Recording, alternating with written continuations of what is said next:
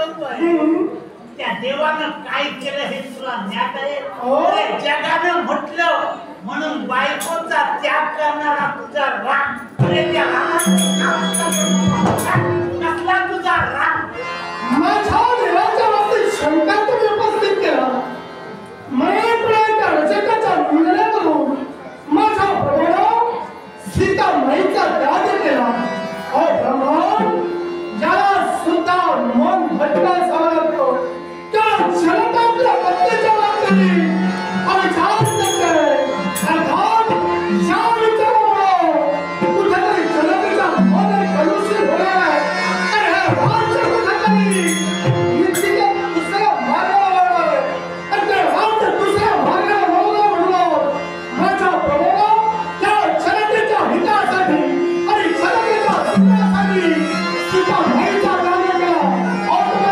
रामचंद्र कुठाव आणि माझ्या प्रभाची विनंती करणारे तुम्ही ब्राह्मण कुठाव. त्या सीता माईची किंमत तुझ्या रागाला कळली म्हणतो वाचला स्वतःच्या पत्नीवर ज्या नवऱ्याचा विश्वास आहे तो कसला नवरा तुम्ही म्हणावं त्याला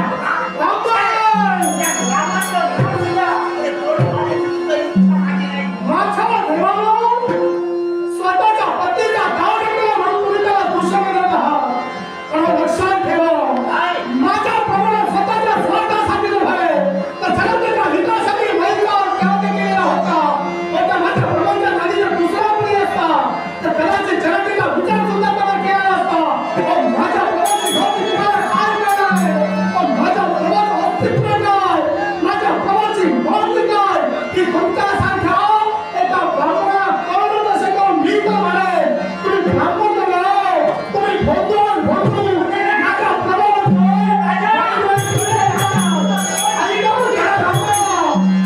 माझ्या प्रमाणात वाईट काही केलं हे तुम्हाला दिसलं. पण माझ्या प्रमाणात मातृ इच्छा आणि पितृ वचनाच्या पूर्ततेसाठी साऱ्या सुखाचा त्याग केला. 14 वर्षाचा वनवास माझ्याकडून रामचंद्राने भोगला. मला सांगा स्वतःच्या मातृ आणि पितृ इच्छेसाठी कोण आहे का असा की तो 14 वर्षाचा वनवास भोगेल? सांगा. त्या देवाचं नाव तुम्ही घेता तो देव तरी असं करू शकेल का? ते जाऊ द्या, तुम्ही तरी करू शकता का?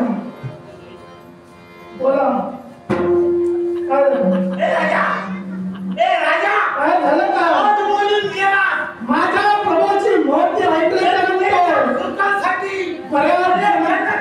सुखासाठी ते राघवानं केलं नाही, स्वतःच्या मोठेपणासाठी केलं. अरे या जगानं त्या राघवाला मोठा म्हणावा. अरे कसला तुझा राघव, कसला तुझा राम, त्याच्या रामनं तिथं माझं काही काम नाही.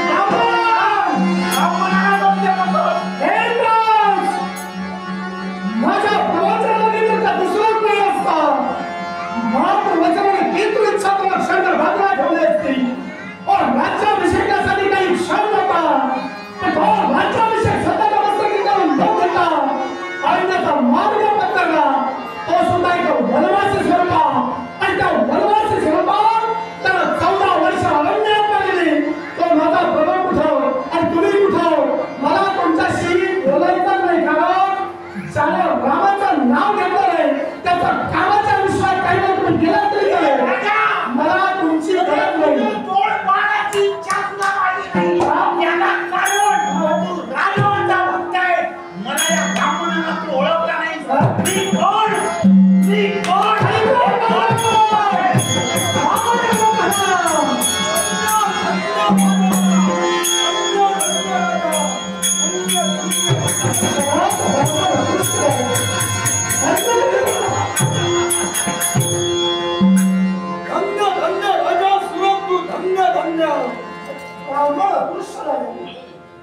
अरे धन्यवाद. मुखवट्याला स्वरांच्या बाबतीत निघू लागले ओळखीला पाहिजे. पण होते देव त्याच्या मला दिसू लागलं. अरे मग गावाचा देव ते झालं.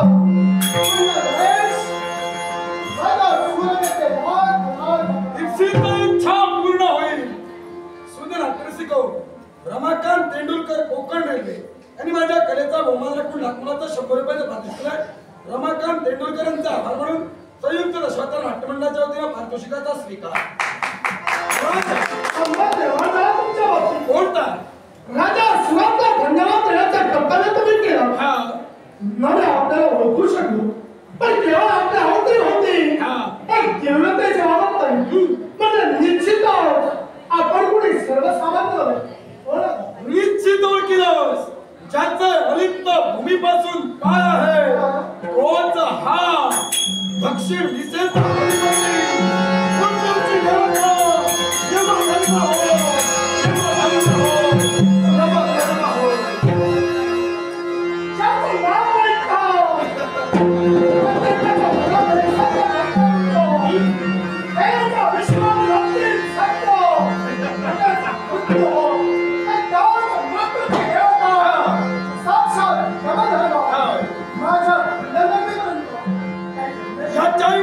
कारण आहे. इथं आलो होतो एका वेगळ्या मनोधारणेनं. तुझ्या राज्यात हरिदास समाज होण्यासाठी हो. कारण राजा राज्याच्या ठाई तुझ्या चालते ती रामभक्ती आणि त्यामुळं या यमधर्माच्या कार्याला कुठेतरी अडथळा प्राप्त होत होता.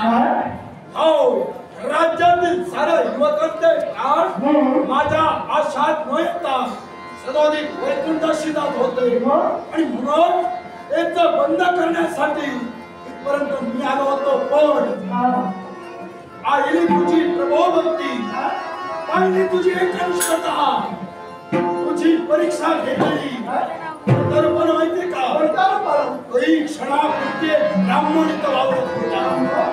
तुझ्या प्रभूला दूषणा दिली तो ब्राह्मण दुसरा तिसरा कोणी नसो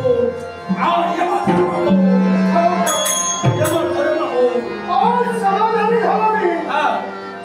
तेव्हा एका मानवाची परीक्षा साक्षात एका दैविक भावनेतली.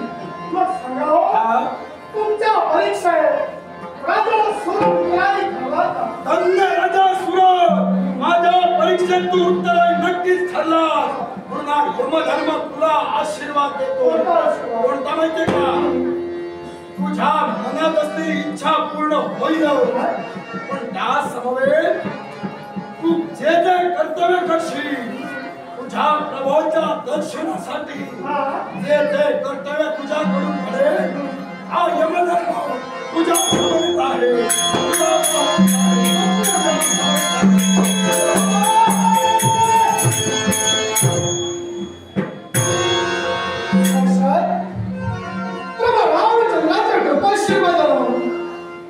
जे काही घडलं त्या घडलेल्या गोष्टीतून फक्त एकच निष्कर्ष निघाला.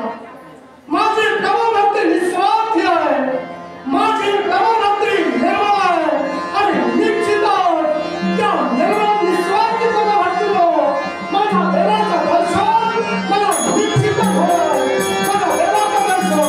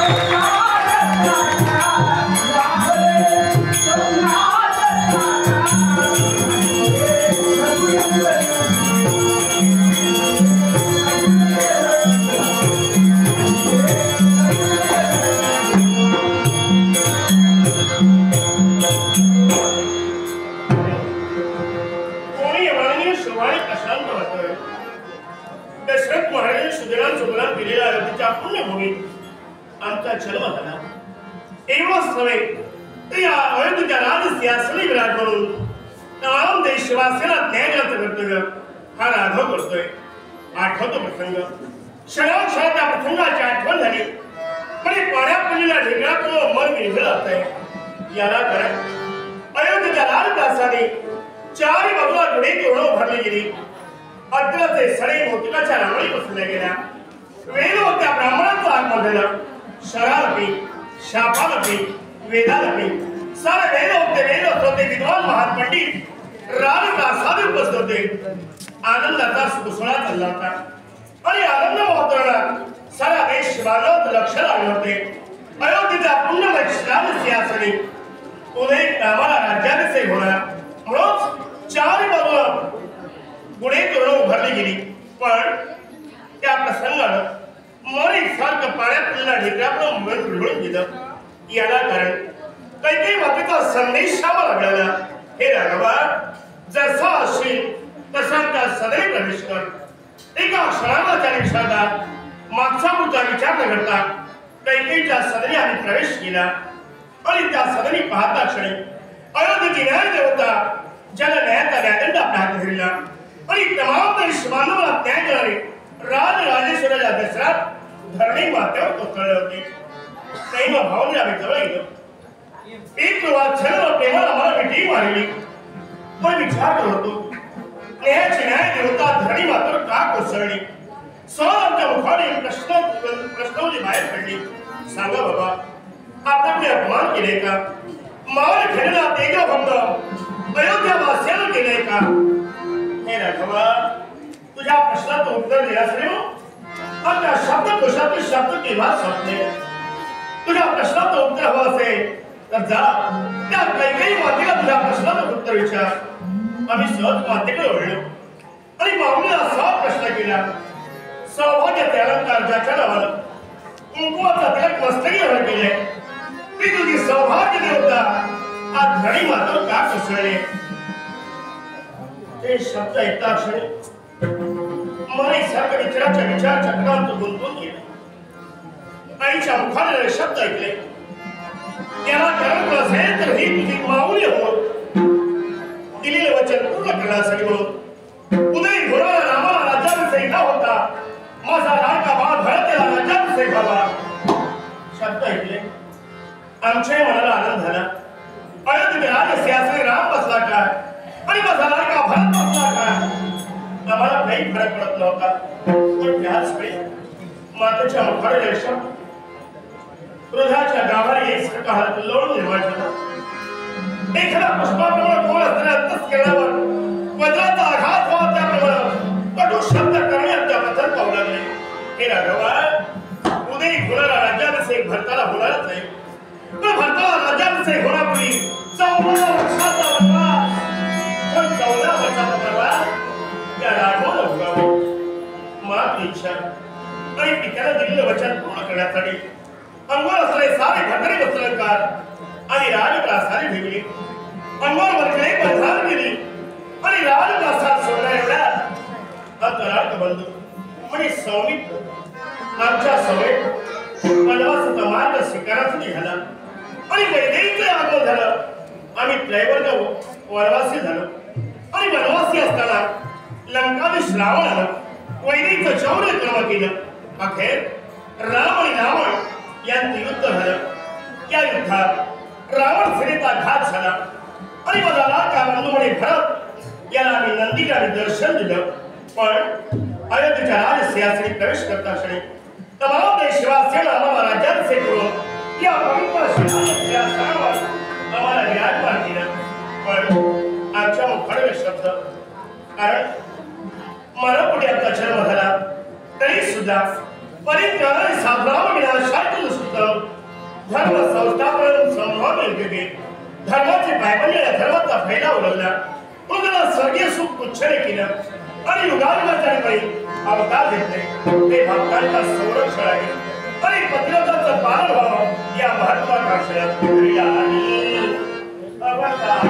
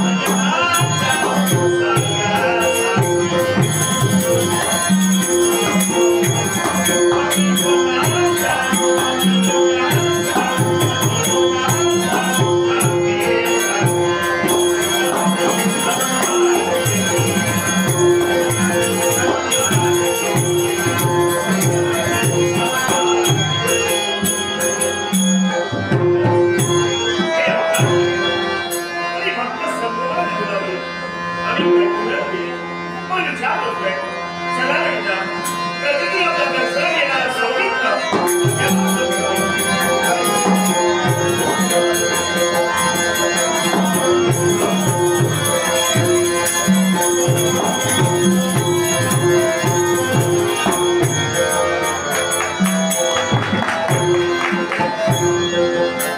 अयोध्येच्या राजप्रसादी आमची पावलं खरंच मनाला समाधान वाटलं कारण मनाची जिज्ञासा एकच होती अयोध्येच्या राजप्रसादीचा राजा आमचा प्रभू रामचंद्र रामा आणि तेच स्वप्न आज खरंच मनाला साकार झालंय दरवत अगदी पायाचा पायी म्हणून सौमित्र वावरतोय मग माझ्या प्रभूचा आशीर्वाद घेणं हेच इष्ट होय प्रभू आपल्या येण्याचं लक्ष आहे हा सौमित्र तुम्हाला नमस्कार चला कदा आमच्या सांध्यात तू असलास ना कुणी कुठली काहीतरी चुकलं तर भास क्षणाक्षणाला बनवतोय केवळ तुमचा आशीर्वाद घेतलाय ना माझ्या मनाला केव्हा आणि तोच मनात त्या अगदी मंगलमय आशीर्वाद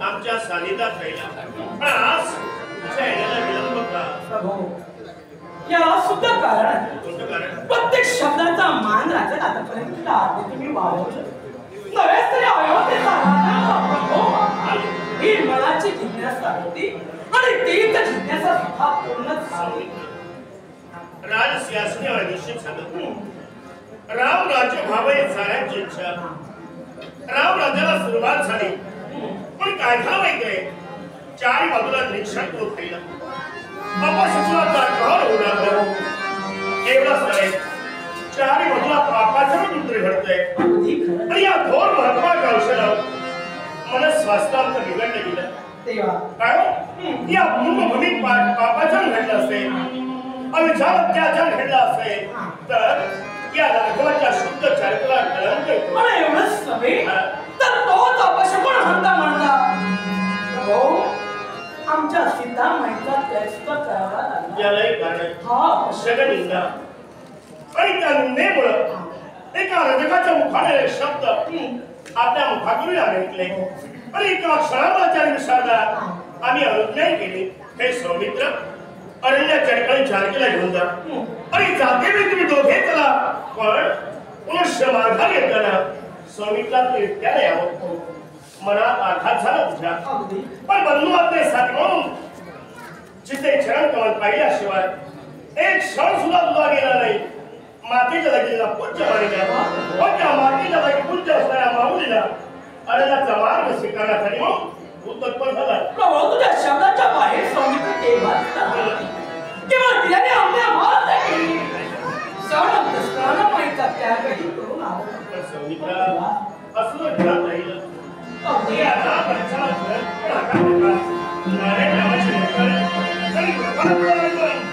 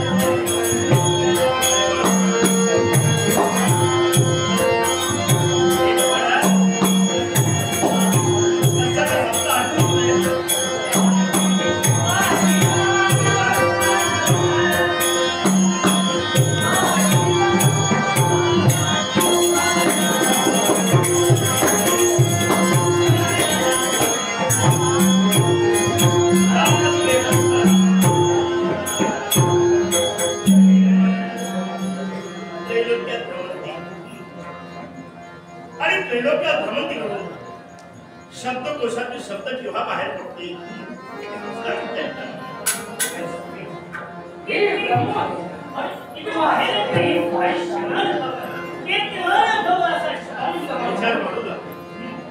चारी बाजूला जरा पहा निरीक्षण करून पापाचं घडतंय पापा शिकवण्याचा काळ होतोय त्याला एखादा पर्याय मार्ग सांगा जेणेकरून या क्षेत्रात पूर्ण घडलं पाहिजे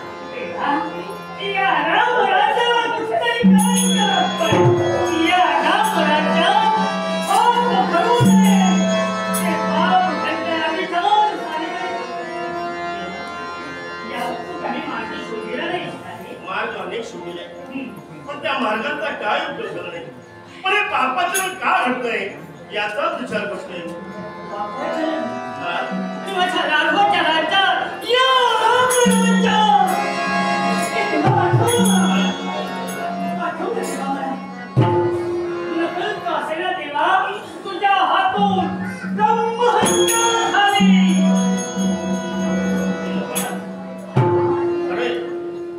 लंकाधीश रावण याचा सेवन आम्ही केला आणि ब्रह्महत्या घडल्या कारणानं चार बाजूला जनजीवन विस्कळीत होत चाललंय त्याला पर्यायी मार्ग काढा कोणता मार्ग माझा प्रभूच्या लौकिकाला एक कचराचा राग लागतो. राव मनाच्या सुधारीत असत चालावं याच्यासाठी तू जरा सोमेचे यज्ञ घातला. सोमेचे हो तर ह्या पापाचं छाडन होऊ शकते. हे ब्रह्ममूर्ती अश्वमेध शब्द ऐकले मला नाही विचार अंतरी वास्तविक करू लागले. याला कारण अश्वमेध यज्ञ करणं म्हणजे सर्वसामान्य नाही आणि अश्वमेध त्या यज्ञाआधी विराट झाला असेल यज्ञाचा यज्ञ कंकण हाती बांधला असेल तर उभयताने तो यज्ञ पूर्ण केल्याशिवाय अश्वमेध यज्ञ केव्हाही सफल होणार नव्हे. आपल्याला माहित आहे एका रजत निंदेसाठी जानकीचा आम्ही त्याग केलाय पण जानकी इथं नसेल तर हा यज्ञ पूर्ण कसा होणार नाही. यावरचा एक मार्ग आहे. त्याला पर्यायी मार्ग आहे. त्या पर्यायी मार्ग आहे. कोणता मार्ग?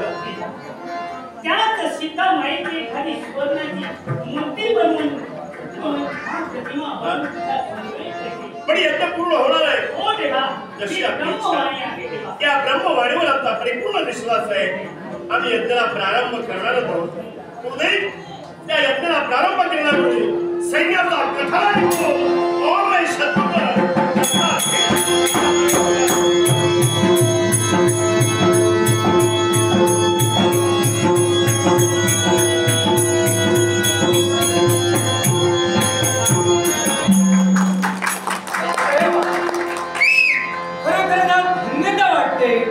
कारण आमचे ज्येष्ठ भ्राता प्रभू राम ज्यावेळी अयोध्येत नसताना सुद्धा या अयोध्येचं रक्षण या शत्रुघ्नाने केलं आणि ज्या दिवशी प्रभू राम या अयोध्येत आले त्यावेळी अयोध्येला नवसंजीवनी प्राप्त झाली. अगदी चैतन्याचे वारे या अयोध्येत वाहू लागले. एवढंच नसून तर सारी अयोध्या नगरातील जनता अगदी हर्षमानित झाली आणि तद्दिनापासून या राज्याच्या कटाचा कटनायक म्हणून सैन्याचं नेतृत्व करणारा शत्रुघ्न आज नवे नवे तर नित्यशा प्रभूंच्या दर्शनासाठी इथपर्यंत येतोय. माझ्या ज्येष्ठ भ्रात्यांचं दर्शन घ्यावं आणि मनाचं समाधान करावं हे ते उचित साधून या अयोध्येच्या राजप्रासारी या शत्रुघ्नाची पावलं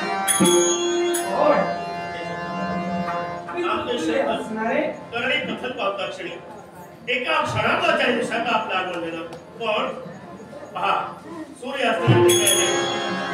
उद्याच्या शुभारंभी अश्वमेध यज्ञ करायचे आणि सैन्याचा कटनायक म्हणून मी तुझी नियुक्ती करतोय. उद्याच्या शुभमुहूर्तावर अश्वमेधाला आरंभ करायचा आहे आणि या अश्वमेधासाठी कटाचा कटनायक शत्रुघ्न व्हावा. पण तुम्हाला साऱ्या वीराला एक सूचना आहे. समोर असणारा योद्धा कोण आहे त्याचा सन्मान काय मान काय ते राखून त्याला विरोध करावा.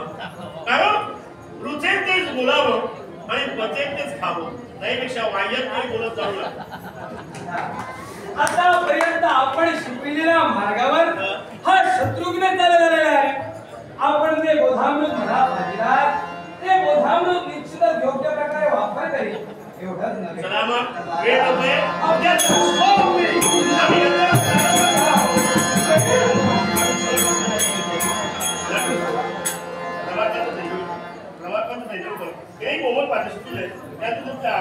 स्वीकार करतोय.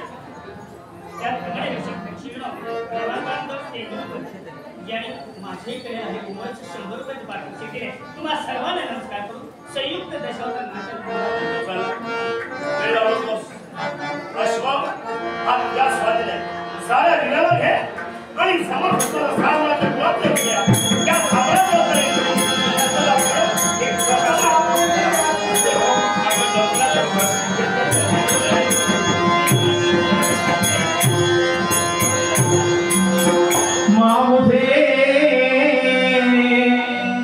प्यार तेरा माँ मुझे प्यार तेरा माँ मुझे प्यार तेरा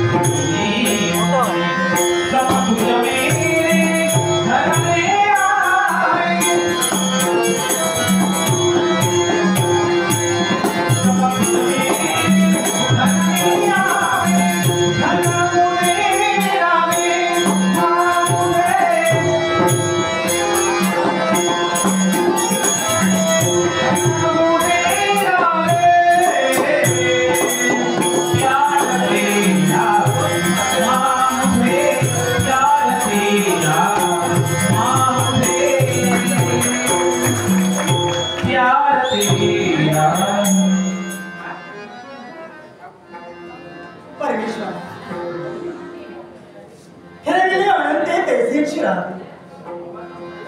जिद्दी असू द्यावे समाधान. देवा, अरे या विश्वात माणूस प्रत्येक गोष्टीवर मात करू शकतो, पण प्रारब्ध ही अशी गोष्ट आहे यावर कुणीही मात करू शकत नाही. पण त्या प्रारब्धातून ही जानकी तरी कशी काय सुटणार आहे? अहो, माणूस म्हटल्यानंतर सुख दुःखाचा फेरा हा प्रत्येकाला भोगावाच लागतो आणि तो सुख दुःखाचा फेरा नक्कीच या जानकीच्या नशिबात सुद्धा आला. महंत वाल्मिकी यांच्या आश्रमात मी माझं जीवन व्यतीत करते हो. राजकन्याचा जन्म झाला. राजनकाच्या देहावरती होते, जिने आतापर्यंत राजेच उपभोगिलं. तीच ही जानकी ही पांढरी शुभ्र वस्त्र घालून या आश्रमात आपलं जीवन व्यतीत करते. आणि याला कारण फक्त माझं दुर्दैव आहे. आणि ते दुर्दैव कोणतं असेल? माझ्या जीवनात घडलेला प्रत्येक प्रसंग आज माझ्या नेत्रासमोर उभा आहे. आणि त्या प्रसंगाची आठवण झाली असेल ना, क्षणभर मणेसारखा माझं विधिवलं होत आहे. प्रत्येक प्रसंग माझ्या डोळ्यासमोर येतो आणि तो प्रसंग नेत्रासमोर काढून येतो. आणि तो प्रसंग कोणता असेल? दशरथ महाराजांनी कैकेयी मातेला दिलेलं वचन आणि त्या वचनाच्या पूर्ततेसाठी कैकेयी मातेची इच्छा राजगादीवर बसावा ते भरत भाऊजींनी आणि 14 वर्षाचा वनवास भोगावा तो प्रभू रामचंद्रांनी.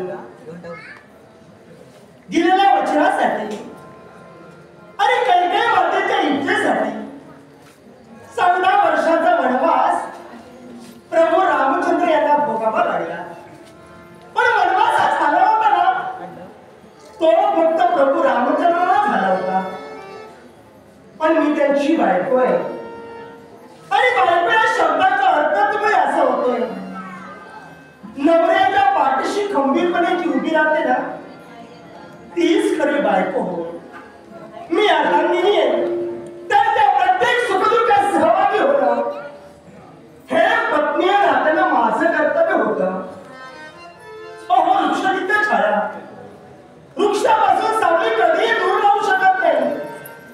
मग मी माझ्या सौभाग्यापासून कशी काय दूर राहणार?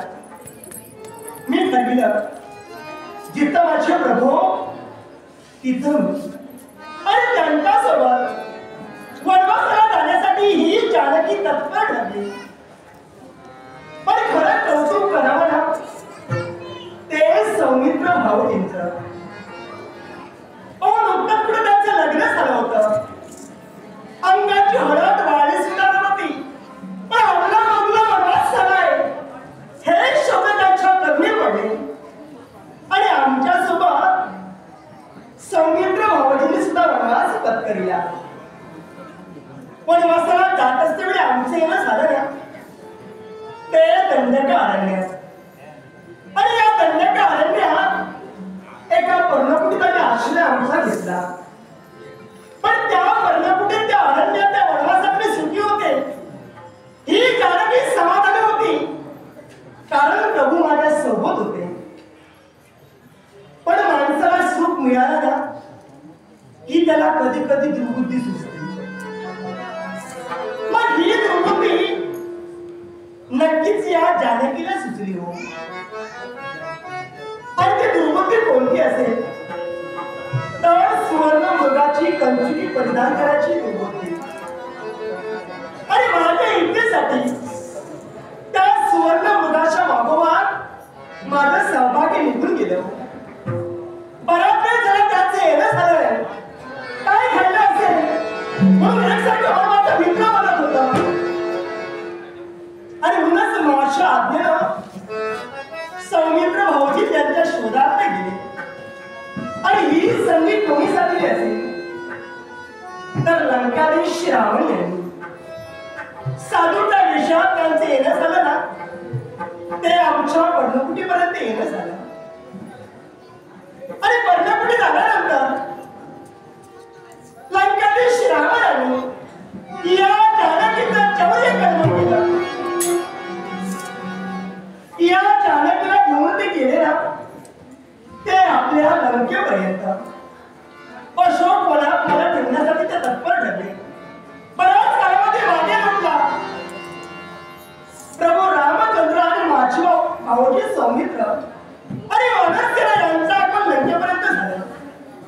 राम आणि रावण यांचा संघर्ष झाला आणि त्या संघर्षात लंकाधीश रावणाचा शेवट माझ्या सौभाग्याने केला. मी पुनश्च आले तर यांच्यासोबत या अयोध्येच्या ठिकाणी पण अयोध्येत येत असते वेळी या जानकीने दिली ती फक्त अग्नी परीक्षा. अग्नी दिव्य बराच काय करावं लागलं आणि अग्नी दिव्य केल्यानंतर या अयोध्येत या जानकीने प्रवेश केला. अहो 14 वर्षाचा वनवास संपला.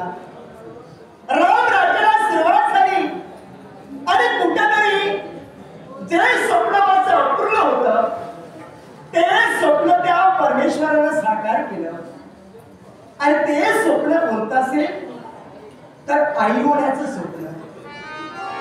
अहो वेलीवरती कोण त्याच्या स्त्रीच्या मांडीवरती मूल खेळत नाही ना तोपर्यंत त्या स्त्रीला शोभा येतो. कारण मातृत्व हा खरा स्त्रीचा मोक्ष आहे.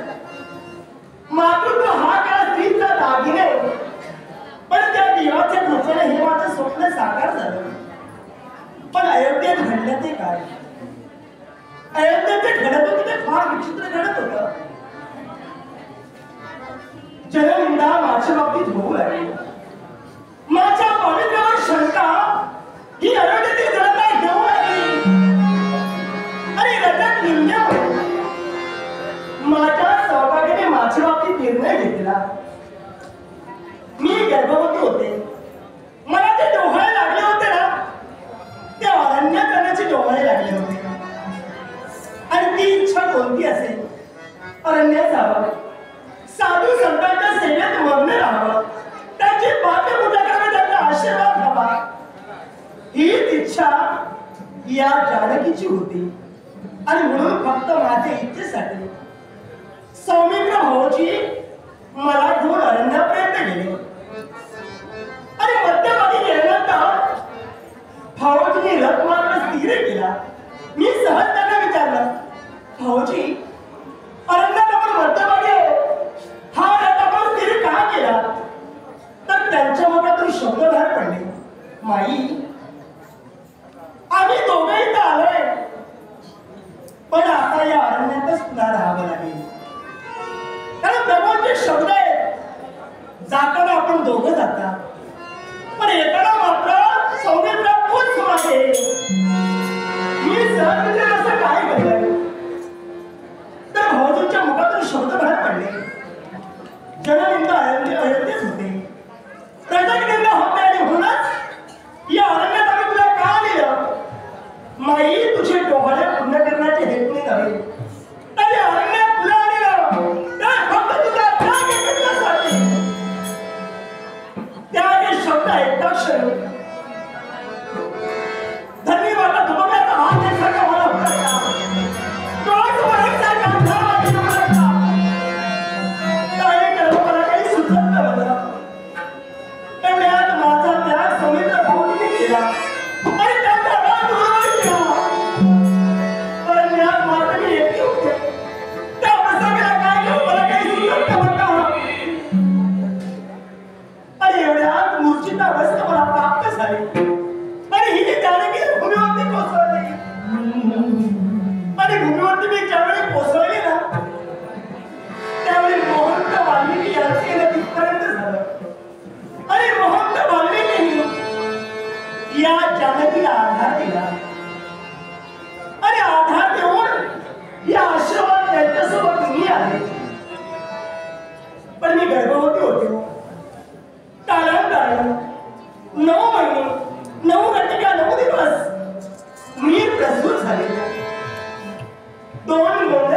लेकराला मी जन्म दिला ते माझे बाळ माझे लवानी खुश होत वाल्मिकी महंतांच्या शाळेत लहानाचे मोठे होत आहे आणि मुलाकडे पाहून मी माझा दुःख खरोखर विसरते की असंच मला वाटतंय पण मला सर तेव्हा तो उदास होते विश्वास आहे एक दिवस तरी प्रमोदचे निघाले आश्रमात होईल आणि मला घेऊन नक्कीच त्यांचं अयोध्येत जाणं होईल आणि यात एका आश्रमात एकसारखी पाहते ना ती फक्त या मार्गाजवळ पाहते नक्कीच एक दिवस त्यांचं येणं होईल आणि या जानकीच्या मनात माझं सौभाग्य करेल आणि म्हणूनच एकसारखी हुरहुर लागली एकसारखी चळवळ लागली मन एकसारखं उदास होत आहे ते फक्त माझ्या सौभाग्याच्या भेटीसाठी होते सौभाग्याच्या भेटीसाठी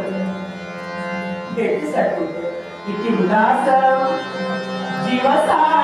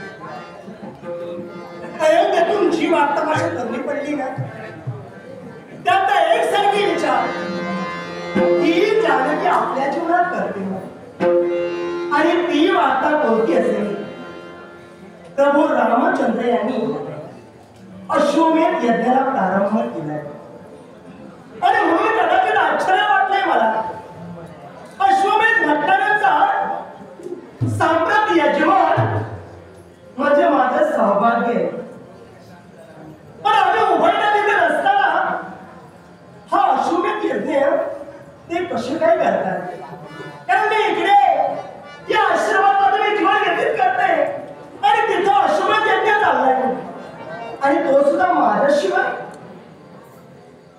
असू द्या कदाचित माझं दुर्भाग्य मी समजेन मी समजा तिथं असते ना तर ते भाग्य नक्कीच या जानकीला मिळालं असतं पण ते भाग्य माझ्या नशिबात नाहीये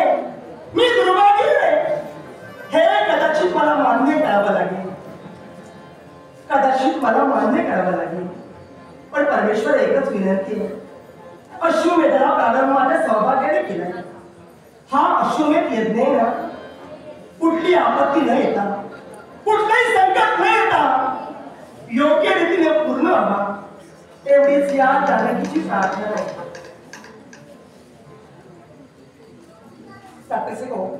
एक नाट्यप्रेमी आणि आमचे मित्र दशरथ घाडे रामर खवणे यांनी माझ्या कलेचा गौरव केलाय आणि लाखभरात 200 रुपयाचं पारितोषिक दिलंय.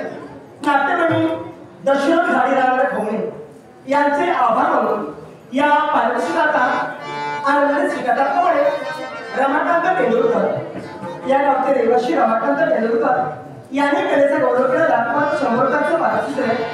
रमाकांत तेंडुलकर यांचे आभार मानून पारितोषिकाचा आनंद आणि विश्वास आहे हा जो अश्वमेध यज्ञ आहे ना हा यज्ञ नक्कीच साकार होणार आहे. पण ही सारी वार्ता वाल्मिकी महत्वाची वाल्मिकी महत्वाची